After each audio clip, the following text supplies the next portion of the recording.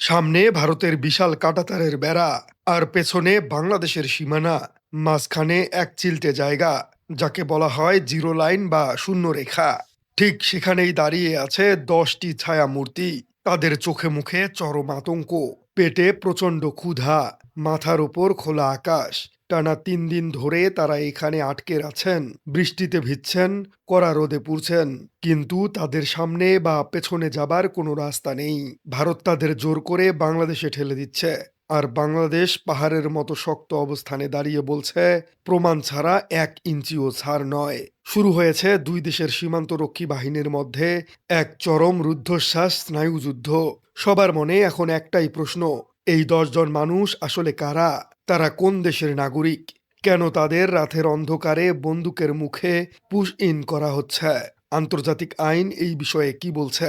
আজকের এই বিশেষ আয়োজনে আমরা সীমান্ত উত্তেজনার এই থ্রিলিং স্টোরি এবং এর আন্তর্জাতিক আইনি বিশ্লেষণ আপনাদের সামনে তুলে ধরব। দর্শক, ঘটনার শুরু হয় সীমান্তের ওপার থেকে। ভারতীয় সীমান্তরক্ষী বাহিনী বা বিএসএফ আচমকা এই 10 জন মানুষকে জিরো লাইনে নিয়ে আসে। তাদের মূল লক্ষ্য ছিল রাতের অন্ধকারে অত্যন্ত সুকৌশলে এদেরকে বাংলাদেশের সীমানায় ভেতরে ঠেলে দেয়া, যাকে আন্তর্জাতিক ভাষায় বলা হয় অবৈধ পুশ ইন। বিএসএফ এর দাবিটা আসলে কি? তারা অত্যন্ত জোরালোভাবে দাবি করছে যে এই ব্যক্তিরা অবৈধভাবে ভারতে প্রবেশ করেছিলেন। তাদের মতে এরা মূলত বাংলাদেশি অনুপ্রবেশকারী। ভারতের অভ্যন্তরে অবৈধ অভিবাসী শনাক্তকরণ অভিযানের অংশ হিসেবেই এদেরকে আটক করা হয়েছে। এখন তারা এদের বাংলাদেশে ফেরত পাঠাতে চায়। বিজিবি যখন এদের প্রবেশে বাধা দেয়, তখন ভারতের বিএসএফ চরম একগুঁয়েমি শুরু করে। তারা এই 10 জনকে নিজেদের ব্যারাকে বা ভারতের অভ্যন্তরে ফিরিয়ে নিতে সরাসরি অস্বীকৃতি জানায়। তাদের একটাই কথা: এরা বাংলাদেশি, বাংলাদেশেই এদের নিতে হবে। ভারতের বিএসএফ এর এই অবৈধ ও জবরদস্তিমূলক আচরণের কড়া জবাব দিয়েছে বর্ডার গার্ড বাংলাদেশ বা বিজিবি। বিজিবি পরিষ্কার জানিয়ে দিয়েছে, বাংলাদেশ কোনো ডাম্পিং গ্রাউন্ড নয়। দ্বিপাক্ষিক চুক্তি এবং আন্তর্জাতিক নিয়ম না মেনে সীমান্ত দিয়ে কাউকে জোর করে বাংলাদেশে প্রবেশ করতে দেওয়া হবে না। বিজিবির যুক্তি অত্যন্ত অকাট্য। আটকে থাকা ওই 10 জন ব্যক্তির কাছে এমন কোনো বৈধ নথিপত্র বা পরিচয়পত্র পাওয়া যায়নি যা প্রমাণ করে যে তারা বাংলাদেশী। কোনো পাসপোর্টও নেই, কোনো ভিসা নেই, এমনকি কোনো বৈধ নাগরিকত্বের সনদও নেই। তাহলে বিএসএফ কোন যুক্তিতে তাদেরকে বাংলাদেশি বলছে? বাংলাদেশের বিজিবি সাফ জানিয়ে দিয়েছে, এরা যদি সত্যি বাংলাদেশি নাগরিক হয়ে থাকেন, তবে উপযুক্ত রাষ্ট্রীয় আইনি প্রক্রিয়ায় মানতে হবে। প্রোটোকল মেনে পরিচয় নিশ্চিত করতে হবে। তারপর কনসুলার অ্যাক্সেসের মাধ্যমে তাদের হস্তান্তর করতে হবে। এভাবে রাতের অন্ধকারে জোর করে পুশ ইন করা বাংলাদেশ কোনোভাবেই মেনে নেবে না। দর্শক, এখানে সবচেয়ে বড় রহস্য হলো, এই 10 জন মানুষ আসলে কোন দেশের? তারা কি সত্যিই বাংলাদেশী, নাকি ভারতেরই কোনো প্রান্তিক নাগরিক? ভারতের অভ্যন্তরীণ রাজনীতির দিকে তাকালে একটি ভিন্ন চিত্র পাওয়া যায়। সম্প্রতি ভারতে নাগরিকত্ব আইন অর্থাৎ সিএএ এবং জাতীয় নাগরিকপঞ্জি এনআরসি নিয়ে ব্যাপক বিতর্ক চলছে। অনেক বিশ্লেষকের মতে ভারতের বিভিন্ন রাজ্যের বসবাসরত বাংলাভাষী মুসলিমদের অনেককেই জোর করে বাংলাদেশি ট্যাগ দিয়ে বাংলাদেশে পাঠানোর চেষ্টা করা হচ্ছে। আবার এমনও হতে পারে এই মানুষগুলো মানব পাচারকারী চক্রের শিকার। কাজের খোঁজে হয়তো তারা অবৈধভাবে সীমান্ত পাড়ি দিয়েছিল, আর এখন তারা ধরা পড়ে দুই দেশের রাজনীতির জাতাকলে পিষ্ট হচ্ছেন। যতদিন না এদের আসল পরিচয় যাচাই করা হচ্ছে, ততদিন এরা মূলত রাষ্ট্রহীন বা স্টেটলেস। রাজনীতির আর আইনি মারপ্যাচের বাইরে এখানে একটি ভয়ঙ্কর মানবিক বিপর্যয়ের সৃষ্টি হয়েছে। জিরো লাইনে আটকে থাকা ওই দলটিতে শুধুমাত্র পুরুষই নেই, আছেন অসহায় নারী এবং শিশুরাও।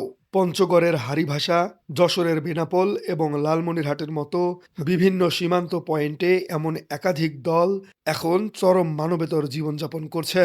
টানা 80 ঘন্টার বেশি সময় ধরে তারা খোলা আকাশের নিচে, রোদ বৃষ্টি আর কাদায় একাকার তাদের জীবন। খাবার নেই, বিশুদ্ধ পানি নেই, নেই বাথরুমের কোনো ব্যবস্থা। শিশুরা জ্বরে কাঁপছে, নারীরা চরম নিরাপত্তাহীনতায় ভুগছেন। এটি কোনো সভ্য পৃথিবীর দৃশ্য হতে পারে না। এই জিরো লাইন এখন আক্ষরিক অর্থেই এক মৃত্যুকূপে পরিণত হয়েছে। এই অমানবিক দৃশ্য দেখে আন্তর্জাতিক মানবাধিকার সংস্থাগুলো চুপ করে বসে নেই। হিউম্যান রাইটস ওয়াচ এর মতো বিশ্ববিখ্যাত মানবাধিকার সংস্থাগুলো ভারতের এই জোরপূর্বক বিতাড়ন প্রক্রিয়ার অত্যন্ত তীব্র সমালোচনা করেছে। তাদের মতে কোনো মানুষকে এভাবে বন্দুকের মুখে নো ম্যানস ল্যান্ডে ফেলে রাখা চরম অমানবিকতা। এটি মানবাধিকারের সুস্পষ্ট লঙ্ঘন। একজন মানুষের পরিচয় যাই হোক না কেন, তাকে ন্যূনতম বেঁচে থাকার অধিকার দিতে হবে, তাকে খাবার দিতে হবে, আইনি সহায়তা দিতে হবে। কিন্তু বিএসএফ এখানে মানবাধিকারের চরম অবমাননা করছে। দর্শক, এবার আসা যাক আন্তর্জাতিক আইনের দিকে। একটি দেশ চাইলেই কি কাউকে অন্য দেশে ঠেলে দিতে পারে? উত্তর হলো না। আন্তর্জাতিক আইনে এই বিষয়টিকে অত্যন্ত কড়াভাবে বিধিনিষেধ করা হয়েছে। ১৯৫১ সালের রিফিউজি কনভেনশন বা শরণার্থী সনদে একটি অত্যন্ত গুরুত্বপূর্ণ নীতির কথা বলা হয়েছে। একে বলা হয় প্রিন্সিপাল অব নন রিফাউলমেন্ট। এই নীতি অনুযায়ী কোনো দেশ জোরপূর্বক কোনো মানুষকে এমন কোনো জায়গায় ঠেলে দিতে পারবে না যেখানে তার জীবন বা স্বাধীনতা হুমকির মুখে পড়ে। এছাড়াও আন্তর্জাতিক সীমান্ত আইন অনুযায়ী পুশ ইন সম্পূর্ণ অবৈধ। যদি কোনো ব্যক্তি অবৈধভাবে সীমান্ত পার হন, তবে তাকে সেই দেশের আইনি প্রক্রিয়ার মুখোমুখি করতে হবে, তাকে আদালতে তুলতে হবে, জেল খাটতে হবে। এরপর ডিপোর্টেশন বা আইনি প্রক্রিয়ায় তাকে নিজ দেশে ফেরত পাঠাতে হবে। পুশ ইন কোনো আইনি প্রক্রিয়া নয়, এটি স্রেফ পেশিশক্তি ব্যবহার। এ ধরনের সীমান্ত সংকটে জাতিসংঘের অবস্থান অত্যন্ত পরিষ্কার। ১৯৪৮ সালের সার্বজনীন মানবাধিকার সনদে ১৫ নম্বর ধারায় স্পষ্ট বলা হয়েছে, প্রত্যেক মানুষের একটি জাতীয়তা বা নাগরিকত্ব পাওয়ার অধিকার রয়েছে। জাতিসংঘের শরণার্থী বিষয়ক সংস্থা অর্থাৎ ইউএনএইচসিআর বারবার সতর্ক করেছে যে কোনো মানুষকে রাষ্ট্রহীন করে রাখা যাবে না। ১৯৫৪ এবং ১৯৬১ সালের রাষ্ট্রহীনতা কনভেনশন অনুযায়ী পরিচয়হীন মানুষের সুরক্ষা দেওয়ার দায়িত্ব সংশ্লিষ্ট রাষ্ট্রগুলোর। জাতিসংঘ মনে করে সীমান্তরক্ষী বাহিনীর কাজ কেবল পাহারা দেওয়া। কে কোন দেশের নাগরিক তা নির্ধারণ করার আইনি অধিকার বিএসএফ বা বিজিবির নেই। এটি আদালতের কাজ। তাই কোনো বিচার বা আইনি প্রক্রিয়া ছাড়া জিরো লাইনের মানুষ ফেলে রাখা জাতিসংঘ সনদের সরাসরি লঙ্ঘন। টানা কয়েক দফা ফ্ল্যাগ মিটিং বা পতাকা বৈঠকের পরেও এই সমস্যার কোনো সমাধান মেলেনি। সর্বশেষ ভারতীয় সংবাদ মাধ্যম টাইমস অফ ইন্ডিয়া দাবি করেছে, কোচবিহারে মেখলিগঞ্জ সীমান্তে কিছু মানুষকে বাংলাদেশে পাঠানো হয়েছে, কিন্তু পঞ্চগড় বা অন্যান্য পয়েন্টে এখনো অচলাবস্থা বিরাজ করছে। তাহলে এর সমাধানটা আসলে কি? বিশ্লেষকদের মতে এর সমাধান বন্দুকের নলে নেই, বরং সমাধান আছে কূটনীতিতে।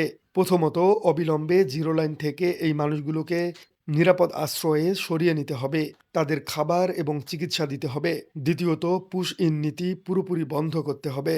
তৃতীয়ত, দুই দেশের স্বরাষ্ট্র এবং পররাষ্ট্র মন্ত্রণালয়ের সমন্বয়ে একটি যৌথ যাচাইকরণ কমিটি গঠন করতে হবে। চতুর্থত, কনসুলার অ্যাক্সেস দিতে হবে। বাংলাদেশের দূতাবাসের কর্মকর্তারা আটকে থাকা ব্যক্তিদের সাথে সাক্ষাৎকার নেবেন। যদি যাচাই বাছাইয়ের পর প্রমাণিত হয় যে তারা সত্যিই বাংলাদেশি, তবে বাংলাদেশ তাদের সসম্মানে ট্রাভেল পারমিট দিয়ে দেশে ফিরিয়ে আনবে। প্রিয় দর্শক, আপনার কি মনে হয় এই ১০ জন মানুষ যদি সত্যিই বাংলাদেশি হয়ে থাকে, তাহলে কি আসলেই বাংলাদেশে ফেরত নেওয়া উচিত? আর ভারত কেন শুধুমাত্র বাংলাভাষী মুসলমানদেরকেই টার্গেট করছে?